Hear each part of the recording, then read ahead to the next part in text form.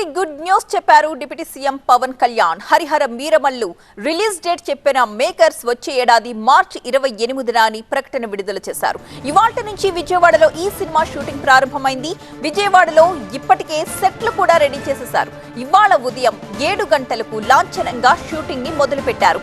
Deputy CM గా అధికారిక కార్యక్రమాల్లో బిజీగా ఉంటున్నారు పవన్ కళ్యాణ్. అటు పాలనాపరమైన అంశాలు, ఇటు సినిమాలు రెండింటినీ బ్యాలెన్స్ చేయడం కష్టంగా మారిన పరిస్థితుల్లో పవన్ ఉంటున్న విజయవాడలోని సినిమా కోసం సెట్లు రెడీ చేశారు.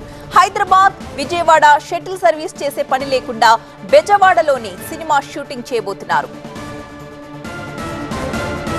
హరిహర వీరమల్లు సినిమా ముందుగా క్రిష్ జాగర్లమూడి దర్శకత్వంలో మొదలైంది. కానీ ఇప్పుడు ఈ ప్రాజెక్ట్ ని జ్యోతి కృష్ణ డైరెక్ట్ చేస్తున్నారు. పవన్ కళ్యాణ్ కెరియర్ లో ఇది ఫస్ట్ పాన్ ఇండియా సినిమా అవబోతోంది. హరిహర వీరమల్లు సినిమాకు కీరవాణి సంగీతం సమకూరుస్తున్నారు.